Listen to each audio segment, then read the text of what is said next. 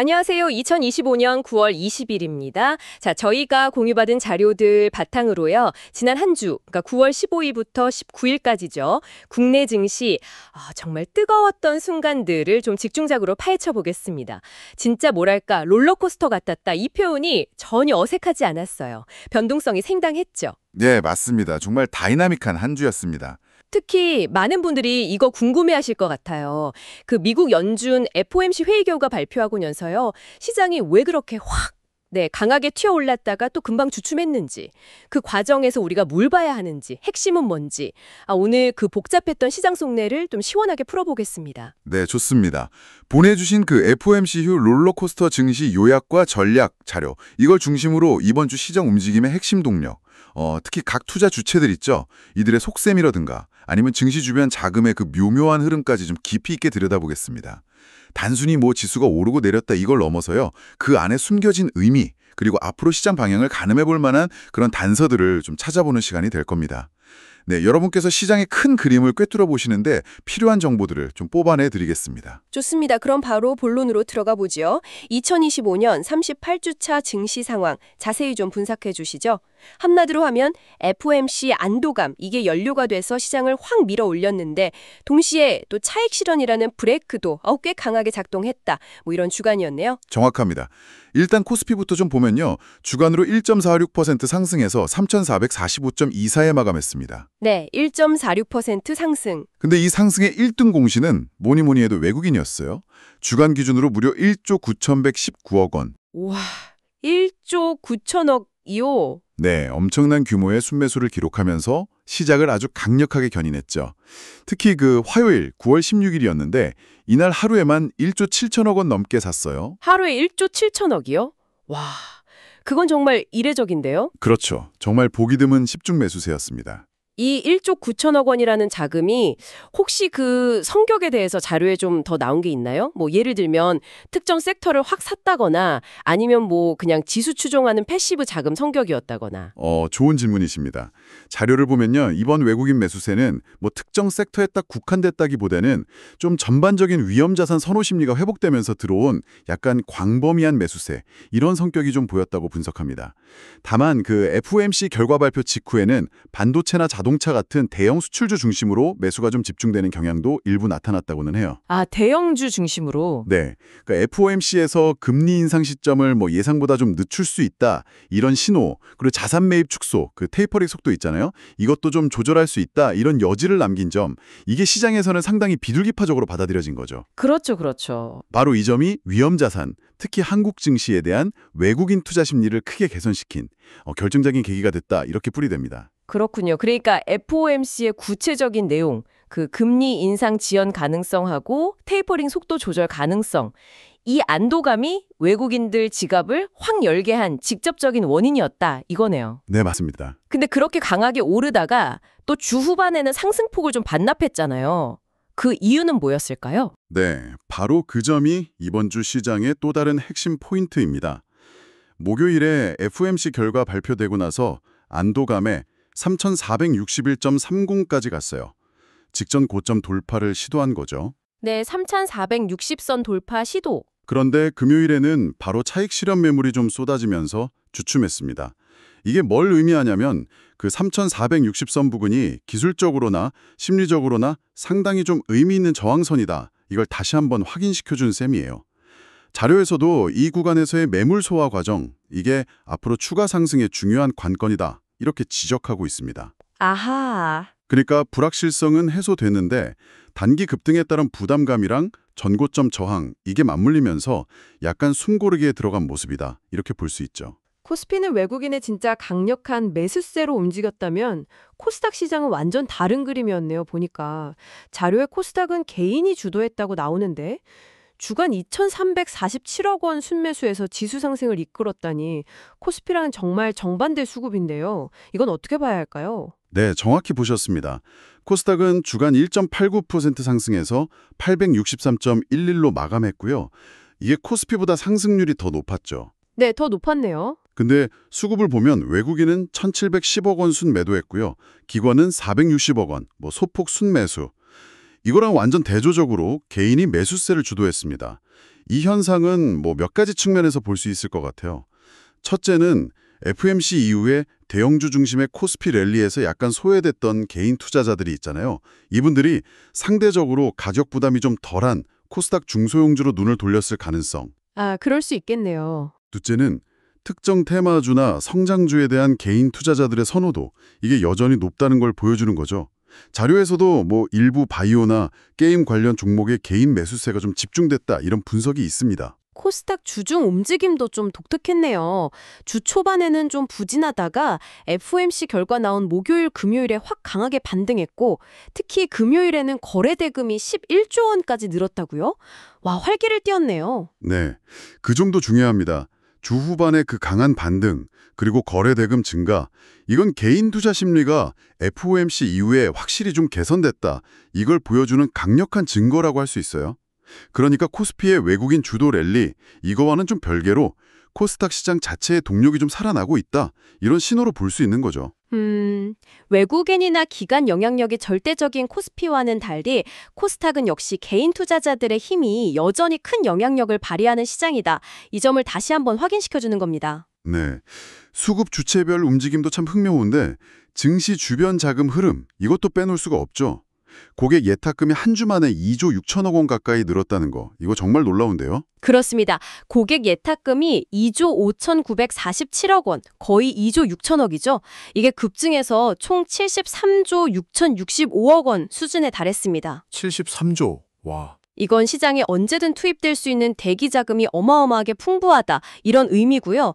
또 시장이 하락할 때 좀 방어력을 높여주는 요인이 되기도 합니다. 비유하자면 투자자들이 실탄을 아주 두둑하게 준비해두고 기회를 엿보고 있다, 이런 형국이죠. 예탁금뿐만 아니라 신용융자 잔고, 그러니까 우리가 흔히 말하는 B2 규모도 다시 늘고 있다면서요. 한 4,500억 원 가까이 증가해서 23조 원에 육박한다니, 이건 좀 걱정스러운 신호 아닐까요? 양면성이 있습니다. 신용잔고가 주간 4,453억 원 증가해서 총 22조 8,815억 원을 기록했다. 이건 분명히 레버리지 투자가 다시 확대되고 있다는 신호는 맞아요. 이게 단기적으로는 시장 상승 동력으로 작용할 수도 있겠죠.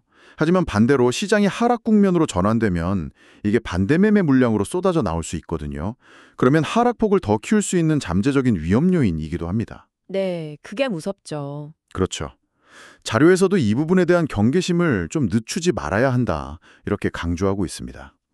하지만 현재로서는 이 풍부한 예탁금과 함께 개인 투자자들의 적극적인 시장 참여 의지를 보여주는 지표다, 이렇게 해석하는 시각이 좀 더 우세한 것 같아요. FOMC 안도감하고 맞물려서 좀 공격적인 투자 성향이 다시 고개를 들고 있다, 이렇게 볼 수 있는 거죠. 자, 그럼 지난 한 주 시장의 특성들 좀 명확하게 정리를 해볼까요? 첫째는 뭐니 해도 FOMC 효과였습니다. 예상보다 좀 완화적인 해석이 나오면서 주중에 안도 랠리가 쫙 펼쳐졌는데 결국 전고점 부근에서는 그 차익 실현 욕구를 넘지 못하고 상승했다가 좀 조정받는 패턴, 이걸 보였다는 점. 네, 맞습니다. 그리고 둘째는 외국인의 화려한 귀환이라고 할 수 있겠네요. 특히 코스피에서 거의 2조 원에 달하는 정말 기록적인 순매수로 시장 분위기를 완전히 주도했습니다. FOMC라는 그 가장 큰 불확실성이 해소된 게 외국인 자금 유입에 아주 강력한 방아쇠 역할을 한 것으로 분석됩니다. 다만 이 자금이 계속 들어올 거냐, 이 지속성 여부는 조금 더 지켜봐야 할 문제고요. 네, 그건 좀 지켜봐야겠네요. 그리고 셋째는 수급 주도권의 변화 가능성, 이렇게 정리할 수 있을까요? 외국인이 엄청 사고 개인은 대규모로 팔고 과거랑은 좀 다른 양상이 나타났어요. 기관은 상대적으로 좀 관망하는 모습이었고요. 이게 그냥 일시적인 현상일지 아니면 시장 주도 세력이 바뀌는 어떤 과도기적 신호일지, 이걸 좀 주목해야 할 것 같습니다. 정확한 요약입니다. 이런 수급 구도의 변화는 앞으로 시장의 성격을 규정하는 데 아주 중요한 변수가 될 수 있습니다. 자, 그럼 이제 이 흐름이 다음 주 2025년 39주차에는 어떻게 이어질지 전망과 전략을 좀 살펴보겠습니다. 다음 주 시장에 영향을 미칠 변수들이 몇 가지 있는데요. 네, 어떤 것들이 있을까요? 우선 9월 마지막 주잖아요. 그렇기 때문에 월말 및 분기말 효과를 좀 기대해 볼 수 있습니다. 기관 투자자들이 분기 보고서 마감을 앞두고 보유 종목 종가 관리하거나 수익률 높이려고 특정 종목을 매수하는 거, 이른바 윈도우 드레싱 효과라고 하죠. 이게 나타날 수 있습니다. 이건 단기적으로 수급에 좀 긍정적인 영향을 줄 수 있는 요인이죠. 아, 윈도우 드레싱. 네, 자료에 따르면 뭐 통상적으로 IT 대형주나 금융주 같은 것들이 윈도우 드레싱 대상이 되는 경우가 많다고 하네요. 윈도우 드레싱 효과는 긍정적인 요인이지만 반대로 바로 다음 주 10월 초에 긴 추석 연휴가 있다는 점, 이건 좀 부담 요인이겠군요. 맞습니다. 10월 3일부터 9일까지 꽤 길죠? 이 긴 추석 연휴를 앞두고 있다는 점이 시장 참여자들 심리에 영향을 미칠 가능성이 높습니다. 연휴 기간 동안 뭐 글로벌 시장에서 어떤 돌발 변수가 생길지 알 수 없으니까요. 투자자들은 보통 불확실성을 좀 회피하려는 경향을 보이거든요. 네, 그렇죠. 아무래도. 그래서 적극적인 매매보다는 좀 반망세가 짙어지면서 거래량이 줄고 변동성도 좀 제한될 수 있습니다. 일단 쉬고 보자, 뭐 이런 심리가 작용하는 거죠. 마지막으로 기술적인 부담 요인도 고려해야 한다고요? 네, 그렇습니다. 단기간에 지수가 꽤 빠르게 상승했기 때문에 기술적인 피로감이 좀 누적된 상태입니다. 뭐 추가적인 상승 촉매제, 모멘텀이 없다면 언제든 차익 실현 매물이 나오면서 조정을 받을 수 있거든요. 특히 코스피의 경우 아까 말씀드린 그 3,460선 저항을 확인했잖아요. 그래서 만약 조정이 나온다면 이전 지지선이었던 3,400선 부근, 여기서 지지력을 테스트하는 과정이 나올 수 있습니다. 아, 3,400선 지지 테스트. 네, 자료에서는 이 3,400선 지지 여부가 단기적인 시장 방향성을 결정하는 중요한 분기점이 될 거다, 이렇게 예상하고 있습니다. 그렇군요. 정리를 해보면 다음 주는 월말 분기말 수급 개선 기대감. 이건 긍정적 요인. 그런데 또 긴 추석 연휴를 앞둔 경계 심리, 그리고 단기 급등에 따른 기술적 부담. 이건 부정적 요인. 이 두 개가 서로 아주 팽팽하게 맞서는 한 주가 될 가능성이 높겠네요. 정말 그야말로 힘겨루기 장세가 예상됩니다. 네, 맞습니다. 팽팽한 줄다리기가 예상됩니다. 그렇다면 이런 상황에서 우리 투자자들은 어떤 전략을 가져가야 할까요? 지난주처럼 막 FOMC 이후 흥분을 그대로 이어가면서 추격 매수, 이건 좀 위험해 보이는데요. 오히려 한 템포 좀 쉬어가면서 숨 고르기를 하는 게 현명해 보입니다. 지금 내가 가진 종목들 펀더멘털이나 추세 다시 한번 점검해보고 연휴 이후 시장 변화에 대비하는 시간을 갖는 거죠. 전적으로 동의합니다. 무리한 베팅보다는 리스크 관리에 좀 더 집중해야 할 시점인 것 같아요. 다만 이번 상승 랠리를 주도했던 업종이나 성장성이 확인된 종목들 있잖아요. 이런 것들이 조정을 좀 받는다면 그건 오히려 좋은 분할 매수 기회가 될 수 있습니다. 아, 눌림목 매수 기회? 그렇죠. 자료에서도 연휴 이후 시장을 좀 긍정적으로 본다면 주도주 눌림목 매수 전략은 여전히 유효하다, 이렇게 조언하고 있습니다. 그러니까 단기적인 변동성에 너무 흔들리기보다는 좀 긴 호흡으로 접근하는 지혜가 필요해 보입니다. 네, 좋습니다. 오늘 나눈 이야기들 최종적으로 한번 정리해 보겠습니다. 2025년 38주차 국내 증시는 FOMC 결과에 대한 안도감, 이게 외국인의 기록적인 순매수를 이끌면서 코스피 상승을 견인했고요. 코스닥은 또 개인 매수세에 힘입어서 더 강한 모습을 보였습니다.